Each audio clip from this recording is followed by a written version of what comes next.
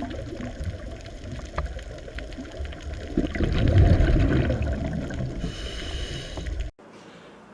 દોસ્તો, સૌ મજામાં મિત્રો? જો આપણે આપણા પ્રકરણમાં લાસ્ટ લેક્ચરમાં ઉત્પાદકતાની ચર્ચા કરી ગયા હતા કે ઉત્પાદકતા એટલે શું, તો કે સામાન્ય રીતે આપણે કહીએ તો નિવસન તંત્રમાં ઉત્પાદકો એટલે કે લીલી વનસ્પતિઓના સ્તરે જે પ્રકાશ સંશ્લેષણ થાય અને જે ખોરાક બને એને આપણે પ્રાથમિક ઉત્પાદકતા કહીએ. એવી જ રીતે તૃણાહારીઓના સ્તરે જે ખોરાક સંચિત થાય તૃણાહારીઓના શરીરમાં એને આપણે દ્વિતીય ઉત્પાદકતા કહેતા હતા. હવે આજે નિવસન તંત્ર સંબંધિત બીજો મુદ્દો જોઈએ, એ છે વિઘટન. વિઘટન આપણે જાણીએ છીએ દોસ્તો કે વિઘટન એટલે શું, તો કે સડી જવું. આપણી આસપાસમાં આપણે જોઈએ છીએ કે કોઈ મૃતદેહ હોય, પ્રાણીઓના મળ હોય કે વનસ્પતિઓના ડાળખા પાંદડા હોય તો એ સમય જતા સડી અને નષ્ટ થઈ જતા હોય. તો આ જે સડી જવાની પ્રક્રિયા છે એને જ આપણે કહીએ વિઘટન. વિઘટનની ક્રિયામાં ઘણા બધા સજીવો ભાગ ભજવતા હોય. દાખલા તરીકે જો આપણું એક જાણીતું વિઘટક હોય તો એ છે અળસિયું. એ આવા માટીમાં રહેલા મૃત દ્રવ્યોને ખાય અને એના પાચન માર્ગમાં મૃત દ્રવ્યોનું એ વિઘટન કરે અને મળ સાથે એ વિઘટિત દ્રવ્યો જમીનમાં ફરીવાર ત્યાગ કરે. પણ અળસિયાના પાચન માર્ગમાંથી આવા સડતા દ્રવ્યો પસાર થાય એટલે એ પાચિત થઈ અને ખાતર સ્વરૂપમાં ફેરવાઈ જાય અને અળસિયાનો મળ આવા ખાતર તરીકે ઉપયોગી થાય. એટલે જ આપણે અળસિયાને ખેડૂત મિત્ર તરીકે ગણીએ, કારણ કે એ આમ મૃત દ્રવ્યોનું વિઘટન કરી અને જમીનને ખાતર પૂરું પાડે, જમીનને ફળદ્રુપ બનાવે, સાથે સાથે જમીનને પોલી પણ બનાવે. તો આમ અળસિયા જેવા સજીવો વિઘટનની ક્રિયામાં ઉપયોગી થાય. પછી બીજા વિઘટકો કયા છે, તો કે ફૂગ અને બેક્ટેરિયા.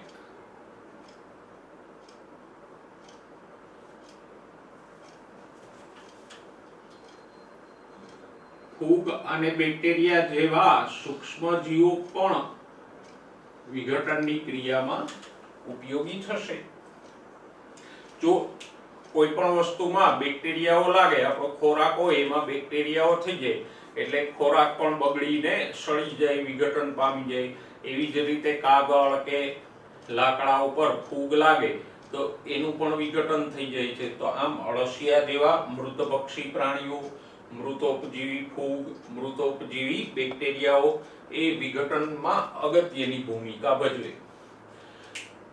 હવે વિઘટનની સામાન્ય ક્રિયા શું છે, તો કે વિઘટનની સામાન્ય ક્રિયા કંઈક આવી છે કે જેમાં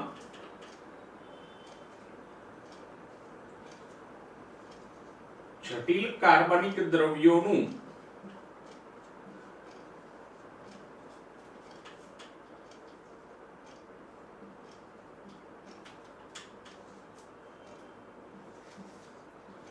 કાર્બન ડાયોક્સાઇડ, પાણી,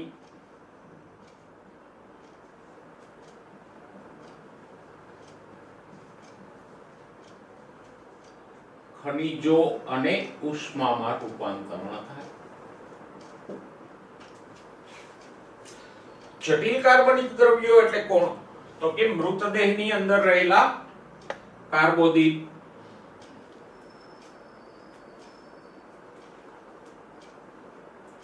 પ્રોટીન્સ, ચરબી, ન્યુક્લિક એસિડ એવા બધા જટિલ કાર્બનિક દ્રવ્યો જેનાથી મૃત પદાર્થ બનેલો હોય. ઉદાહરણ તરીકે કાગળની વાત કરીએ તો કાગળ એક મૃત દ્રવ્ય છે. શેનાથી બનેલું હોય, તો કે મુખ્યત્વે સેલ્યુલોઝ નામના કાર્બોદિતથી બનેલો હોય. તો કાગળમાં રહેલા આ જટિલ કાર્બોદિત સેલ્યુલોઝનું વિઘટકો દ્વારા શેમાં રૂપાંતરણ થાય, તો કે વિઘટકો પોતાના ઉત્સેચકોની મદદથી આ જટિલ કાર્બનિક દ્રવ્યોનું મુખ્યત્વે CO2 અને પાણીમાં રૂપાંતરણ કરશે. પણ વિઘટનમાં મહત્વના હોય તો એ છે કે મૃત દ્રવ્યમાં જે ખનિજો હોય એ પણ છૂટા પડે. ઉદાહરણ તરીકે મૃત દ્રવ્યમાં પ્રોટીન્સ હોય તો એ પ્રોટીન્સમાંથી નાઇટ્રોજન છૂટો પડશે NO2 કે NO3 સ્વરૂપે, અને આ છૂટો પડેલો નાઇટ્રોજન ફરીથી નવી વનસ્પતિઓને ઉપયોગી થશે. એવી જ રીતે ક્લોરોફિલમાં રહેલું મેગ્નેશિયમ એ પણ મુક્ત થઈને જમીનમાં ભળશે અને ફરીવાર કોઈ નવી વનસ્પતિને ઉપયોગી થશે. તો આમ વિઘટનમાં મુખ્યત્વે મૃત દ્રવ્યમાંથી CO2 અને પાણી છૂટા પડે, પણ સાથે સાથે ખનિજો પણ છૂટા પડે અને છૂટા પડેલા ખનિજો અન્ય વનસ્પતિઓને ઉપયોગી થાય. સાથે આ મૃત કાર્બનિક દ્રવ્યોનું વિઘટકો દ્વારા વિઘટન થાય તો એમાં રહેલી ઉષ્મા પણ મુક્ત થાય. જેવી રીતે આપણા શરીરમાં સ્ટાર્ચ કે અન્ય કાર્બોદિતોનું વિઘટન થઈ અને ઉર્જા મુક્ત થાય છે, તો એવી જ રીતે મૃત દ્રવ્યમાં પણ જે કંઈ કાર્બોદિત, ચરબી વગેરે તત્વો હોય એનું વિઘટકોના ઉત્સેચકોથી વિઘટન થાય તો ઉર્જા તો મુક્ત થવાની જ. અને એટલે જ સામાન્યતઃ આવા સળતા પદાર્થો હોય કે ખાતરનો ઢગલો હોય એમાંથી ઉષ્મા કે ગરમી મુક્ત થતી હોય.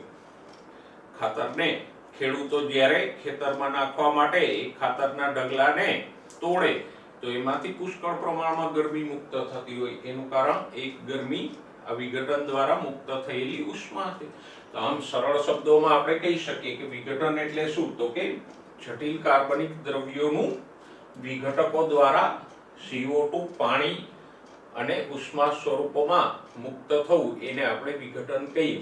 અને વિઘટનની ક્રિયાથી મુખ્ય બે ફાયદાઓ થાય. એક તો મૃત દ્રવ્યમાં જે કંઈ ખનિજ તત્વો હોય એ મુક્ત થઈ અને અન્ય વનસ્પતિઓને ઉપયોગી થાય, એટલે કે વિઘટનને કારણે ખનિજોનું ચક્રીયકરણ થાય, જેને આપણે પોષક ચક્રણ કહીએ, એ શક્ય બને.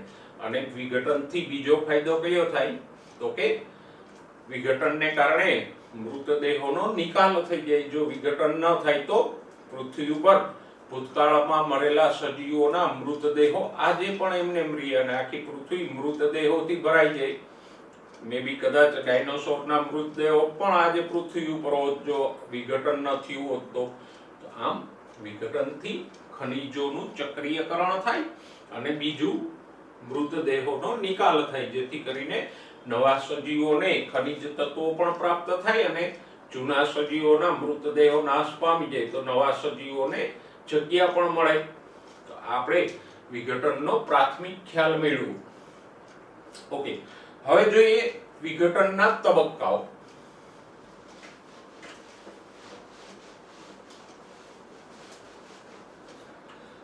વિઘટનમાં મુખ્ય કયા કયા તબક્કાઓ આવે, તો વિઘટનમાં પહેલો તબક્કો આવશે અવખંડન. કોઈ પણ મૃત દ્રવ્ય હોય તો એનું સીધું જ CO2 અને પાણીમાં રૂપાંતરણ નથી થતું, પણ સૌથી પહેલા એનું અવખંડન થાય. અવખંડન એટલે શું, તો આપણે ભૂતકાળમાં અવખંડનને એક પ્રજનન પદ્ધતિ તરીકે ભણી ગયા અને ત્યારે આપણે અવખંડન શબ્દનો અર્થ કરતા હતા ટુકડા થવા. તો અહીંયા પણ અવખંડન એટલે ટુકડા થવા થશે, પણ આપણે કહી શકીએ કે અળસિયા જેવા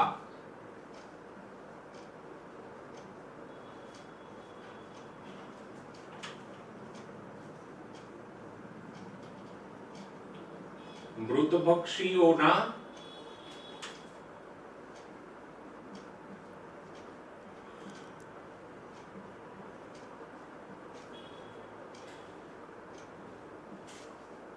પાચન માર્ગમાં મૃત દ્રવ્ય એટલે કે વિઘટન પામતું દ્રવ્ય, પછી એ સળતા ડાળખા પાંદડા હોય કે મળ હોય,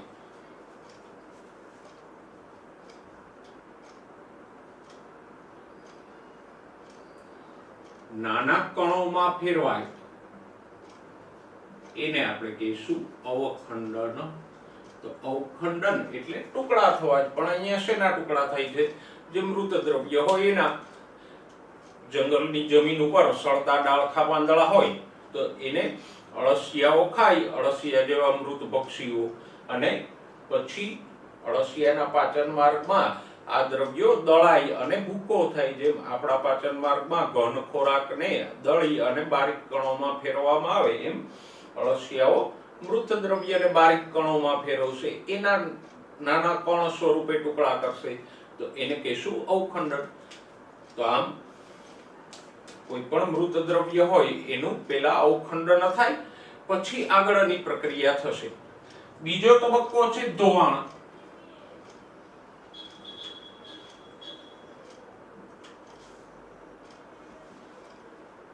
ધોવાણ એટલે શું? તો કે સરળ વસ્તુ છે. અળસિયા કે અન્ય મૃત પક્ષીઓ આ મૃત પદાર્થનું અવખંડન કરી અને મળ સ્વરૂપે નાના કણોને જમીનની સપાટી ઉપર ત્યાગ કરે.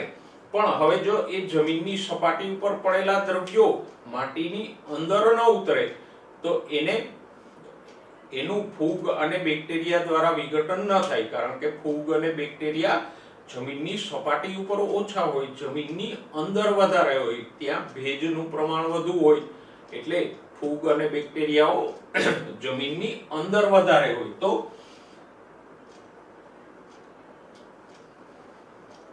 આ અવખંડન પામેલ મૃત દ્રવ્ય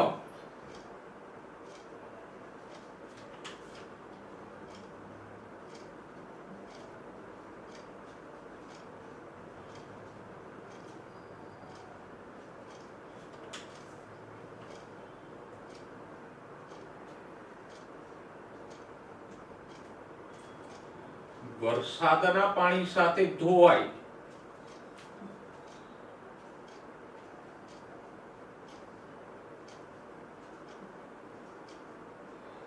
જમીનની અંદર ઉતરે એને કહેશું ધોવાણ.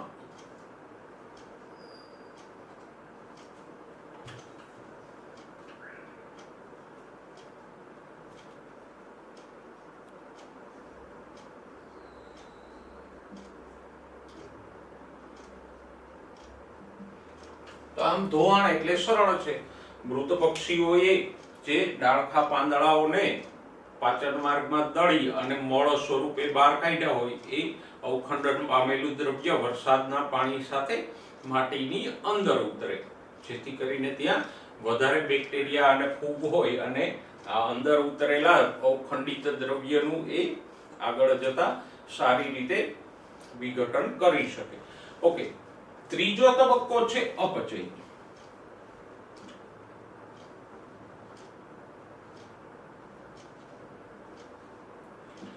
વિઘટનમાં સૌથી મહત્વનો તબક્કો હોય તો આ છે અપચય. કોને કહેવાય? તો કે જમીનની અંદર જે બેક્ટેરિયા અને ફૂગ હોય એના ઉત્સેચકો આ ધોવાણથી અંદર ઉતરેલા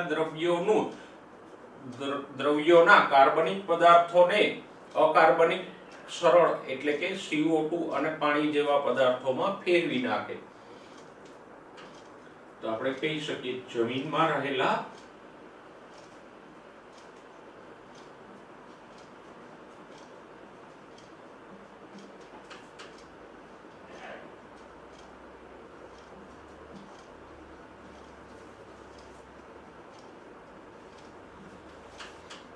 બેક્ટેરિયા અને ફૂગ દ્વારા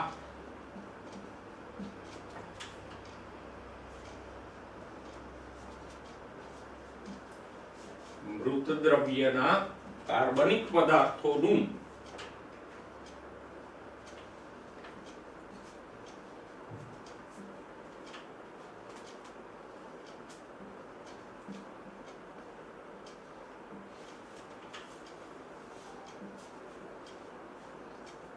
સરળ અકાર્બનિક પદાર્થો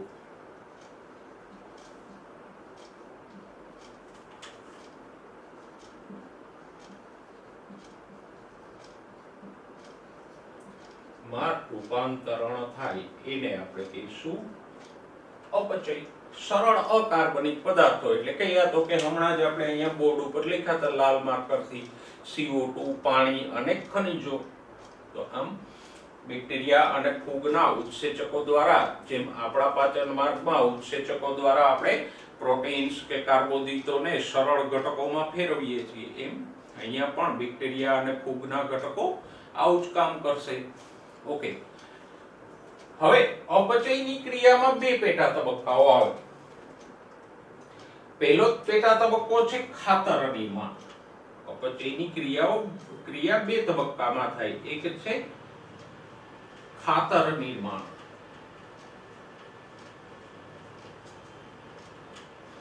એટલે સેન્દ્રીકરણ.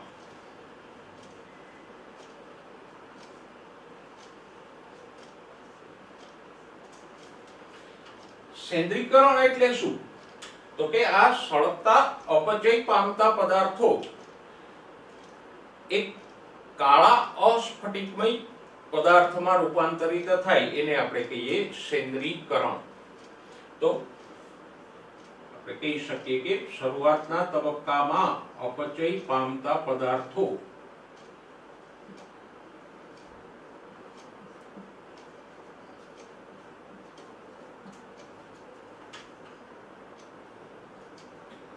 ગાઢ રંગના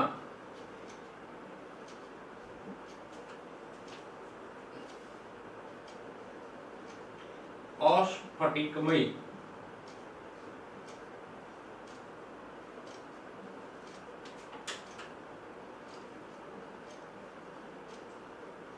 સેન્દ્ર એટલે હ્યુમસ કે ખાતરમાં રૂપાંતરિત થાય.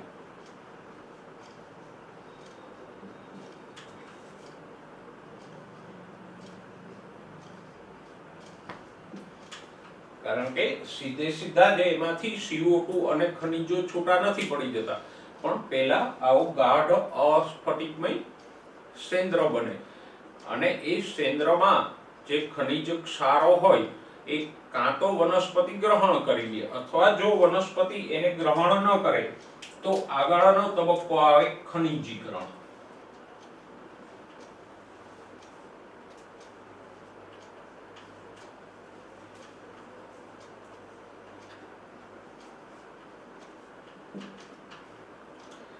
આ તબક્કામાં હ્યુમસ કે સેન્દ્રમાંથી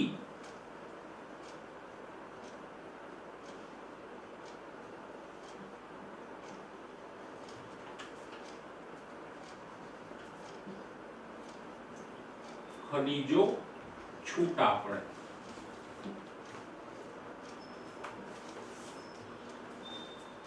અને પછી આ ખનિજો વનસ્પતિ દ્વારા ગ્રહણ થાય. જો આ પ્રક્રિયા પ્રમાણમાં લાંબી છે અને એટલે જ આપણે સેન્દ્રિય ખાતર કે છાણિયું ખાતર વાપરીએ જમીનમાં, તો સામાન્ય રીતે ખેડૂતો જાણે છે કે સેન્દ્રિય ખાતરનો ઉપયોગ કરીએ તો એની સાચી અસર 2 કે 3 સીઝન પછી પાકને દેખાય. રાસાયણિક ખાતર જેવું નહીં કે આજે આપણે પાકને ખાતર આપ્યું અને 3-4 દિવસમાં 5 દિવસમાં એની અસર દેખાવા માંડે, એવું નથી થતું. સેન્દ્રિય ખાતરની સાચી અસર કે ફાયદો 2-3 સીઝન પછી પાકમાં દેખાય. એનું કારણ શું? તો કે આ વિઘટનની પ્રક્રિયા, ખાસ કરીને વિઘટનની પ્રક્રિયા ચોમાસા દરમિયાન ભેજવાળા વાતાવરણમાં થતી હોય તો આ વર્ષે ઉનાળામાં આપણે ખાતર આપીએ તો એનું સંપૂર્ણ વિઘટન થઈ અને એમાંથી ખનિજો છૂટા પડતા 2 કે 3 સીઝન લાગે અને પછી એ પ્રક્રિયા પૂરી થઈ અને ખનિજો છૂટા પડે ત્યારે પાકને એ ખાતરનો ફાયદો દેખાય. તો આમ વિઘટનની ક્રિયાના આ તબક્કાઓને આપણે સવિસ્તાર જોયા. મુદ્દાસર જે તબક્કાઓ અહીંયા લખેલા છે એને આપણી નોટમાં નોંધી લેશું, જેથી કરીને વિઘટનની પ્રક્રિયા આપણને સરળતાથી યાદ રહી જશે. જુઓ દોસ્તો, વિઘટનની આ સમગ્ર ક્રિયાને આપણે પુસ્તકમાં આપેલી આકૃતિની મદદથી સમજીએ તો આકૃતિમાં સૌથી ઉપર જુઓ, જમીન ઉપર એક વૃક્ષ ઉગેલ છે કે કોઈ પણ વનસ્પતિ હોય જમીન ઉપર ઉગેલી, એના પર્ણો ખરી પડે છે. સમયાંતરે વનસ્પતિના પર્ણો ખરી પડતા હોઈએ તો આપણે જાણીએ છીએ. અને આવા પર્ણો જમીન ઉપર ખરે તો કીટકો અને અન્ય પ્રાણીઓ દ્વારા એ ખવાય અને એ પ્રાણીઓ, કીટકો હોય કે અળસિયાઓ હોય, એ એના પોષક પદાર્થોનો આહાર જાળમાં પ્રવેશ કરાવે. એટલે કે એ કીટકોમાં એ પર્ણની ઉર્જા પ્રવેશે અને પછી કીટકોમાંથી અન્ય સજીવોમાં એ ઉર્જા જાય. એ એક રસ્તો થયો કે જે આપણને ઉપરની તરફ જતા એરો દ્વારા બતાવેલ છે. હવે આ પ્રાણીઓ મળ દ્વારા જે પદાર્થો અવખંડન કરી અને બહાર નિકાલ કરે એ જમીનમાં પડે એને આપણે અવખંડનની ક્રિયા કીધી. અવખંડન પછી નીચેની તરફ જુઓ કેટલાક પોષક તત્વો રાસાયણિક પ્રક્રિયા દ્વારા જમીનમાં ધોવાણ પામે. આપણે જે ધોવાણનો બીજો તબક્કો કીધો એ. અને આવી રીતે જમીનની અંદર કાર્બનિક પદાર્થો ઉમેરાય.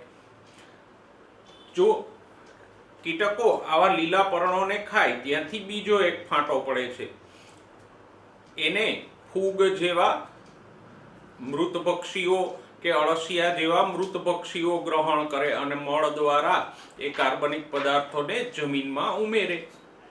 ત્યાર પછી અળસિયા, બેક્ટેરિયા, ઈતળી, ફૂગ એના દ્વારા આ કાર્બનિક પદાર્થોનું વિઘટન થાય.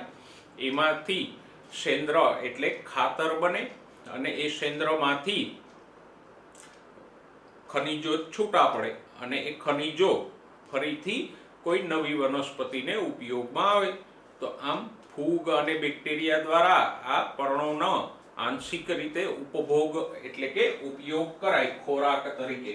અને પછી એ ખોરાક તરીકે ઉપયોગમાં લેવાયેલા આવા સળતા પદાર્થો પોતાનું સ્વરૂપ ગુમાવી અને કચરામાં ફેરવાઈ જાય અને એ કચરાનું અંતે વિઘટન થઈ અને એમાંથી ખનિજ તત્વો ફરીવાર છૂટા પડી જાય.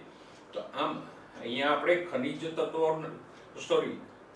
મૃત દ્રવ્યોના વિઘટનની સંપૂર્ણ પ્રક્રિયા આકૃતિ દ્વારા ટૂંકમાં સમજી શકીએ અને કેવી રીતે એમાંથી ખનિજ તત્વો છૂટા પડી અને ફરીવાર વનસ્પતિઓને ઉપયોગમાં આવે એ પ્રક્રિયા જેને આપણે પોષક ચક્રણ કે જૈવ ભૂ રાસાયણિક ચક્રો કહીએ એ પણ આ આકૃતિની મદદથી સરળતાથી સમજી શકીએ છીએ. હવે જોઈએ વિઘટનની પ્રક્રિયાને અસર કરતા પરિબળો. આપણે સમગ્ર વિઘટનની પ્રક્રિયા તો ભણ્યા પણ વિઘટનની પ્રક્રિયાના દર ઉપર પણ ઘણા પરિબળો અસર કરતા હોય.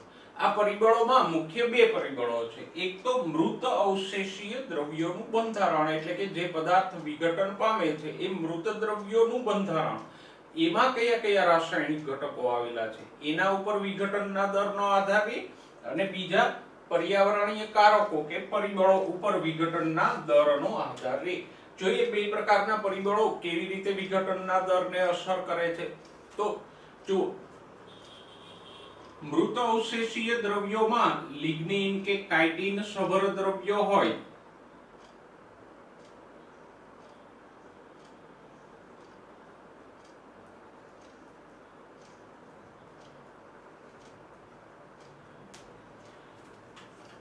તો આવા લિગ્નિન કે કાઇટિન યુક્ત દ્રવ્યોનું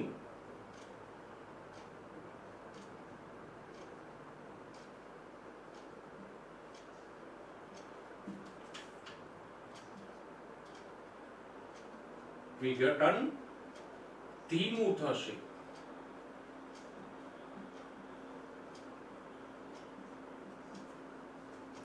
તો કયા દ્રવ્યનું વિઘટન ધીમું થશે? લિગ્નિન કે કાઇટિન યુક્ત દ્રવ્યો હોય એના વિઘટનનો દર ધીમો હોય. એનાથી વિરુદ્ધ નાઇટ્રોજન,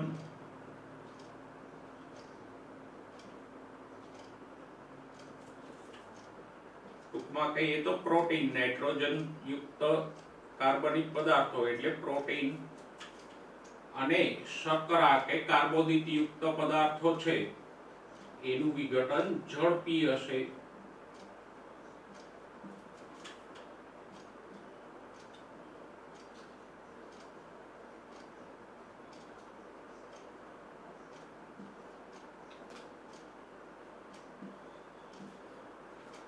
આમ ખાસ ખ્યાલમાં રાખજો કયા દ્રવ્યોનું વિઘટન ધીમું થાય અને કયા પદાર્થોનું વિઘટન ઝડપી થાય. પર્યાવરણીય કારકોની વાત કરીએ તો હૂંફાળા અને ભેજયુક્ત પર્યાવરણમાં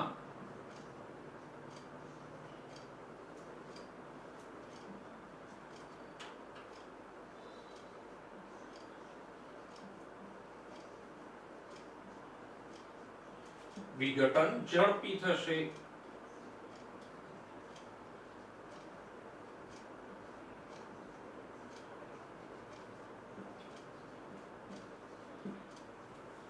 કારણ તો કે હૂંફાળું અને ભેજયુક્ત પર્યાવરણ બેક્ટેરિયા અને ફૂગના વિકાસને વધારે અનુકૂળ આવે, અને જેટલો બેક્ટેરિયા અને ફૂગનો વિકાસ વધારે થાય એટલું જ વિઘટન ઝડપથી થશે. જો એનાથી વિરુદ્ધ ઠંડા અને સૂકા વાતાવરણમાં વિઘટનનો દર ધીમો રહે, એટલે જ રેફ્રિજરેટરમાં રાખેલો ખોરાક ઝડપથી બગડતો નથી, અને ઠંડા પ્રદેશમાં મૃતદેહો પણ ઝડપથી વિઘટિત થતા નથી. ઠંડા પ્રદેશમાં ઘણા બધા મૃતદેહો એમનેમ સચવાઈ રહે. હિમાલય ઉપર કે ધ્રુવ પ્રદેશોમાં ઘણા પર્વતારોહી કમનસીબે અકસ્માતથી મૃત્યુ પામે તો એમના મૃતદેહો વર્ષો પછી પણ બરફમાંથી એમને મળી આવે વિઘટન પામ્યા વગરના. કારણ તો કે ઠંડા અને સૂકા વાતાવરણમાં વિઘટનનો દર ધીમો હોય, એટલે જ રેફ્રિજરેટરમાં રાખેલો ખોરાક બગડતો નથી. આમ આ મુદ્દાઓને ખાસ યાદ રાખજો. વિઘટન ઉપર અસર કરતા પરિબળો કયા છે, કયા દ્રવ્યોનું વિઘટન ધીમું થાય, કયા દ્રવ્યોનું વિઘટન ઝડપી થાય, કેવા પર્યાવરણમાં વિઘટન ધીમું થશે અને કેવા પર્યાવરણમાં વિઘટન ઝડપથી થશે. દોસ્તો, તો આજે આપણે વિઘટનના મુદ્દાની સવિસ્તાર ચર્ચા કરી. દોસ્તો, નેક્સ્ટ ટાઈમ નિવસન તંત્રમાં ઉર્જા પ્રવાહ કે શક્તિ પ્રવાહની ચર્ચા સાથે ફરીવાર મળીશું. ત્યાં સુધી સ્વસ્થ રહો, મસ્ત રહો અને ભણવામાં વ્યસ્ત રહો.